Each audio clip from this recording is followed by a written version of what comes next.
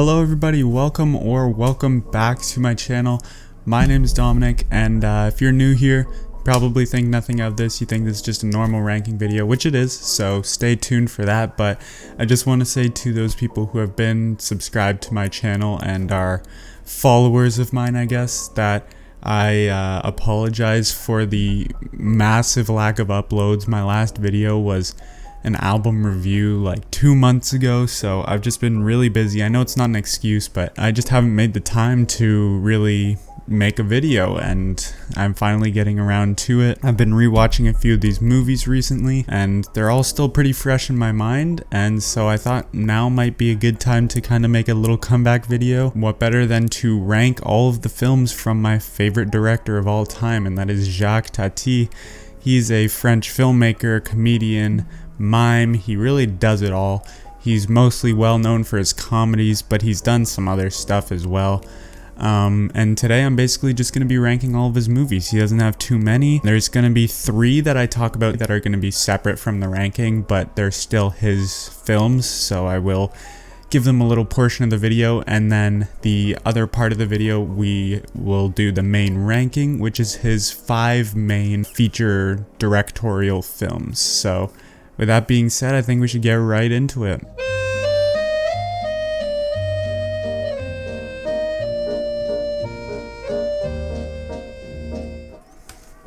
So these are the Tati short films. In the Criterion box set, there are films in here that are not actually directed by Jacques Tati, but they do star him, and so they're still in the box set. But the few that I will be talking about are The School for Postmen and Forza Bastia. And then the other film that I'm going to be talking about a little bit as well is Parade, which is a feature-length film technically, but it doesn't really fit in with the rest of his catalog, and it just doesn't feel right ranking it the same way as the other movies, because those are all feature-length narrative comedies, where this is kind of like just a feature-length, but it's not a narrative film, and it's kind of comedy, but it's just like the taping of a show almost. So it doesn't really rank well amongst those films, and I just would have no idea where to put it. So first is probably his most popular one amongst those is The School for Postmen, which, if you don't know, is a short film that is basically the short version of Tati's feature-length film called Jour de Fête. It is basically chronicling the day-to-day life of this postman in a rural French town. His name is Francois, and basically he just wants to be as fast as the American postmen. And it's just a sweet little tale about this dude who just wants to do his job really well, and he's jealous of those Americans and their technology and stuff. And there's really not much to it. It's a pretty short film. It's like less than 20 minutes. And it's just some fun gags. Some of them were actually in the feature-length version of Jour de Fête. There were some newer bits that were not included in the feature-length version. And while I do think that this tells the story more concisely because there's not that much story to tell, I do prefer the feature-length version because it adds a little bit of extra character development, as well as just some extra world building, some shots of, you know, the surrounding area that don't have any dialogue, but it really just builds the atmosphere and the world of this sort of rural town in France, that it really just makes you comfortable and puts you into the film. You really want to be in that town. And so I think that Jour de Fête really takes advantage of that extra runtime, but The School for Postmen, again, is a short film, and so it really does its job. It's concise, it's fun. I would definitely recommend it. Forza Bastia is one of his least popular films. It might be his least popular, and it is basically just a soccer team in France basically hired him to make this video, just kind of being in the city that this small town like soccer team got, you know, qualified for this big soccer game. And Tati just goes around filming the town before the game, filming the excitement of all the people that their team finally gets a shot at this big match. And that's basically all it is. It's just filming the excitement and then filming the game, and then just a small shot afterwards there's really not much to this film, and it doesn't star Tati, and I think that is his biggest downfall, because as talented as Tati is as a director, I think a lot of the charm that comes from his movies and all the fun to be had is when he is actually on screen, obviously aside from playtime, but we'll talk about that later. And so this just feels like there's a gaping hole in this movie because he's just not even there at all. He's just filming these other people, and he didn't even put it together at all. So because this was years and years after he passed away, and so his daughter edited this together, and so he didn't even have a say in like how it would go. It just barely feels like one of his movies at all. And while I do think you can definitely tell there is someone talented behind the camera, it just doesn't have a lot of life to it, and it is just a little bit too long. So I really don't like this movie that much, but I don't dislike it either. And the final one I want to talk about is Parade. I really just don't even know how to go about talking about this, because for the most part it's kind of just a taping of like almost a circus act, but at the same time it can be seen as a metaphor for Tati's career, because it's just showing how he like gave his life, almost not like sacrificed himself, but like he spent his life making entertainment and making people laugh, because that's just what he loved doing. Even though it put him into serious debt, it made him like depressed because of how much he went into debt after playtime. And so it's a great metaphor for his career, but it just doesn't really feel like a movie. And so for that, I can't even rate it, let alone rank it among his other movies. So I do enjoy it for what it is, but I don't really revisit this one very often.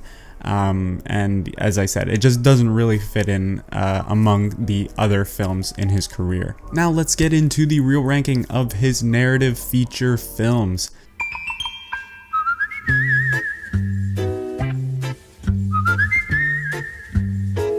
Trafic unfortunately gets that 5th place, that last place in this narrative feature ranking. It is still such a great film. Like, I would consider this an excellent film, and it just really pains me to put this film in last place. It's between this and the 4th place movie. Either of them I could honestly see being in this spot, but given that Trafic was sort of the last film in Tati's catalog that I really saw, the last feature at least, because it is last chronologically, I have sort of the least nostalgia for it almost, and it just also has a lot of the more dull points in just the film as compared to his other movies, which compared to the grander scheme of film in general is really just not that bad. And there's only like a couple of dull, boring points throughout this movie, but the narrative is really fun. It's a lot different from what he usually tackles, even though it has shared themes in there about like technology and modernity and all that sort of stuff is still here very presently, but it takes a very different approach to it, and that's kind of just this traveling, I don't want to say a traveling circus, but it's almost like that with how many mishaps these people go through. And they're delivering this camper vehicle to a like vehicle expo in Amsterdam, and everything is going wrong on the way there. Nothing is going right. Their tires are deflating, and they get caught by the cops running through the border, and it's just a whole bunch of random stuff. There's some really fun and hilarious moments in here. This one that specifically comes to mind is when the teenagers sort of prank the girl by putting like a thing of fur, like a fur mat underneath her tire, and it looks like because her dog is like that, and it looks like it ran over her dog, and she starts freaking out. It's really, really funny. But yeah, the movie overall is funny, and it's an excellent movie. I really, really love this film. And so by all means, even though this is technically in last place, this is a movie that I love, and at one point was probably one of my favorite movies. And that just shows you how fantastic of a director Jacques Tati really was.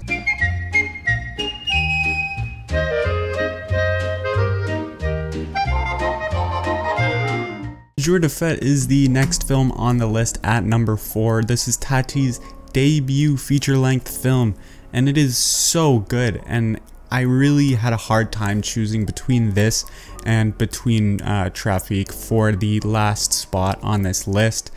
But I will say that because this is the first chronologically in his filmography, and thus the first film of his that I saw ever, I feel like by default I kind of had to place it above Traffic, simply because it is obviously the first one that I watched of his, and that means it is the film that got me into the rest of his movies. And so I just owe it a massive debt of gratitude, and the fact that it was so good and I had that amazing first impression really means everything in my love for Tati nowadays. So I really owe it all to this movie, and even though it's not one of his most amazing films, it really just is a sweet, small little film. It's not very long.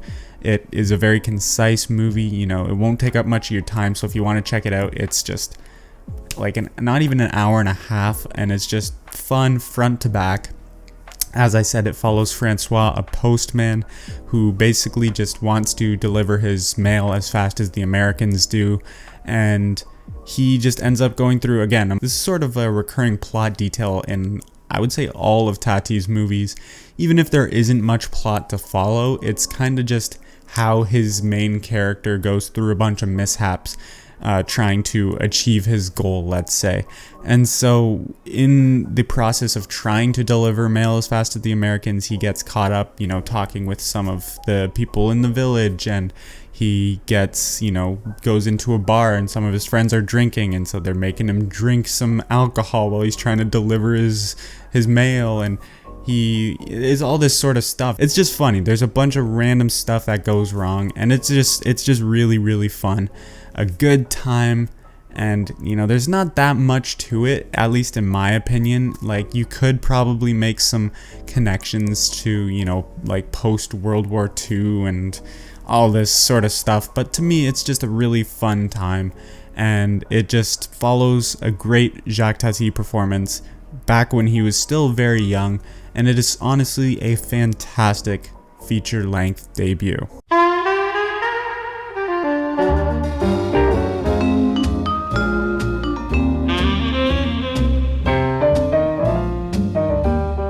Monsieur Hulot's Holiday is probably the Tati film that has grown on me the most since my first watch.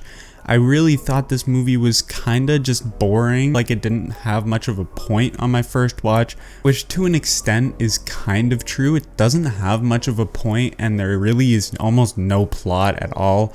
It's kinda just a bunch of events that happen while Monsieur Hulot is on a holiday, and hence the title of the film. It just is honestly one of, if not Tati's most atmospheric movie. The black and white cinematography is fantastic. There are so many wide shots of this little beach town, and of the beach itself, and of the buildings, and of like tennis courts and all this stuff, and it's just so beautiful to look at, and it's just so difficult to not get yourself wholly immersed into this world. It just, as soon as it starts and that music starts playing and you see this beautiful image, and you're like, as soon as that hits, you're like, all right, I'm in here. I'm in this world. I'm at the beach town. I'm chilling with Monsieur Hulot, just having a blast. It's just so much fun. And even though there's not really a story to follow, you're kind of just having fun, sitting back, relaxing, and just being in this world. It's just, that is the main draw of this movie. Just being in this place that Tati created with his camera, with his character. And it's just so much fun. It's really funny. Like, it's one of Tati's funnier films, to be honest. And it just is an absolute blast. I don't really know what else to say. The cinematography, gorgeous. The atmosphere is fantastic. And it's just one of the most fun and relaxing movies of all time. It might honestly be really boring to you because there's nothing going on plot-wise. But if you allow yourself to just soak it all in, I think you'll have a great time.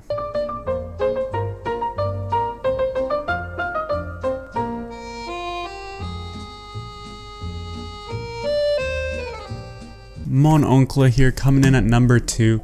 This is a pretty tough call, to be honest, because I believe Mon Oncle and the number 1 spot, which you probably have figured out by now, but in case you haven't, I won't name it, but I think they are both masterpieces. They're 2 of my favorite films of all time.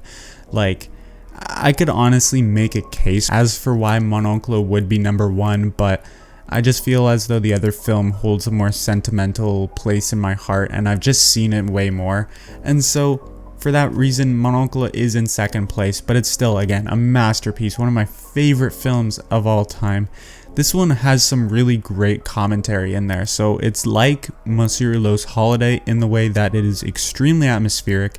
The color actually really helps it out. It looks fantastic. I mean, the cinematography, all his films are just gorgeous, but in this, it's especially amazing. The set designs are fantastic, especially the modern house, but really everything is just so well done. And as I said, all of his movies are extremely atmospheric. You kind of just get sucked into this world and with these characters.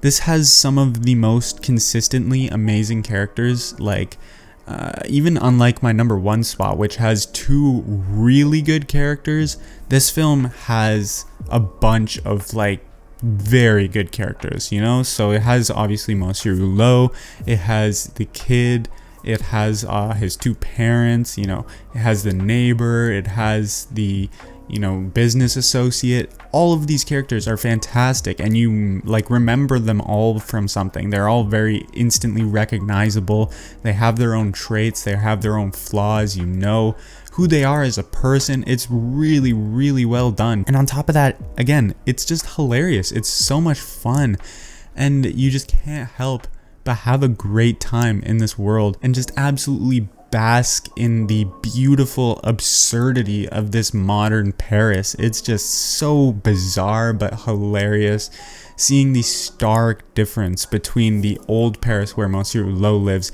and then the ultra modern kind of Paris suburb where his sister and her family live in this ultra modern house that looks absolutely ridiculous.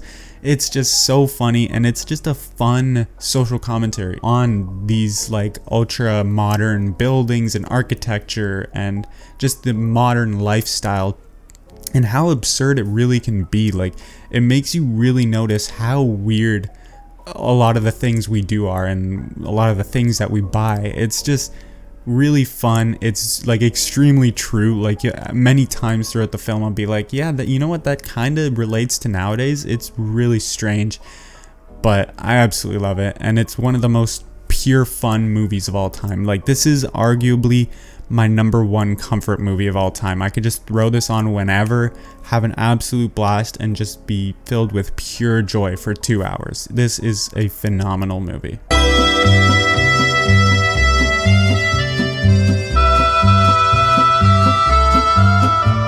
And that leaves Playtime here at the number one spot. I mean, if you know me, this probably would come to no surprise.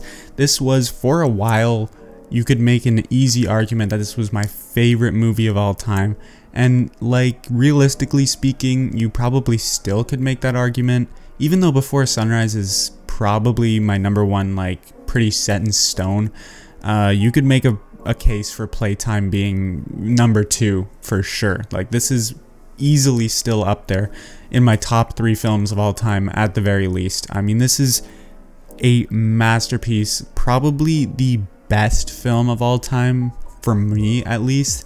It's kind of a weird concept, you know, because it's obviously what I personally think is the best movie of all time, which doesn't really make sense. But in terms of how well it's made, the commentary, there's actually some challenging stuff in here for you to think about, but on top of that, it's one of the most entertaining movies of all time. It's one of the most visually striking films. It really just has everything in there for you, and so it's hard to not love this movie. The set design are probably the best of Tati's career. It was the most expensive French film made ever at the time, and it just absolutely shows because the set designs are freaking phenomenal. They're so good. A lot of them are very gray and greenish to kind of, you know, really just add to that ultra modern, cold, robotic feeling of this, you know, ultra modernistic Paris that it takes place in.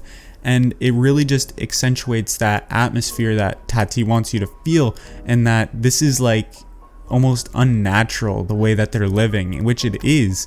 And it really holds up to today's standards, to be completely honest, because everyone is so caught up in their work in this, and everyone's so caught up with money and materialistic things and the new best car that literally everyone owns, like the exact same car, and they all own the same suits, they all like smoke the same pipes and cigars, and it's so bizarrely strange, but it really rings true today. And it is just a fantastic criticism of sort of modernism, as well as consumerism, and just absolutely just like the people that love to buy all the newest stuff, even if they definitely don't need it. You know, there's these ridiculous modern apartments, as I said, the cars, like everything. It's a beautiful film, and it's one of the most clever criticisms of modern society I've ever seen in a movie. And on top of that, it is just maybe the most like purely entertaining film I've ever seen in my life. Like, it is constantly entertaining for 2 hours.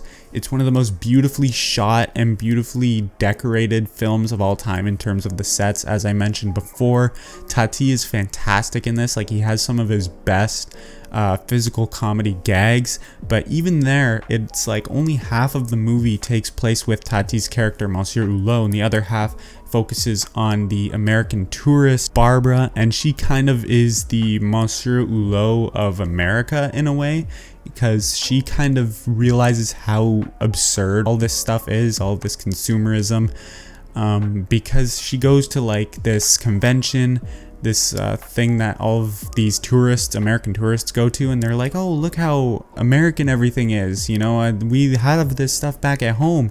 Wait till I show my husband this. And as she's like, what, like, why are we here if we're looking at American stuff? And she's looking at these posters of like London, England, and there's this like huge like gray modern building up in the forefront, and like behind it in like a tiny little picture is Big Ben. And it's like, what, it's everything is like backwards, and she's like the only one that kind of realizes, other than Monsieur Hulot, how just stupid and strange all of it is. And yeah, as I said, it's one of the most clever criticisms of modern society to this day that still holds up every single bit as much. And it has one of the most amazing sequences of all time in the sort of nightclub sequence. It's 40 minutes long, and it balances like at least like 50 to 100 characters and all of this crazy stuff that's going on, and you still recognize all of these little characters and all of their absurdities and all of the things that they're doing wrong. You know, there's the waiter who always like rips and messes up his clothing, and he just keeps swapping with the other dude, and so this one dude just waiting outside wearing all this ripped stuff with the other dude wearing all the new stuff. There's like the tile that won't stick to the ground. There's like the chairs that are leaving like prints on the back of people's like clothing and on their backs. There's like eventually just starts crumbling down, and the place just starts like collapsing in on itself. It's absolutely hilarious, and every gag is just as funny, and it focuses on each one for a good amount of time. It's just one of the most brilliant sequences of all of film history. And yeah, before I just ramble on and on and on about this movie, I'll just conclude by saying this. It's just one of the best made films of all time. As I said, a beautiful criticism on modern life and just over modernization. It has a amazing Jacques Tati performance with a bunch of physical comedy that is just hilarious. It's one of the most fun movies of all time. It's so entertaining for the entirety of its 2-hour runtime, and it is just so beautifully shot, and the set designs are just impeccable and probably the best of all time. It's just, this film is absolutely incredible. I could not recommend it enough.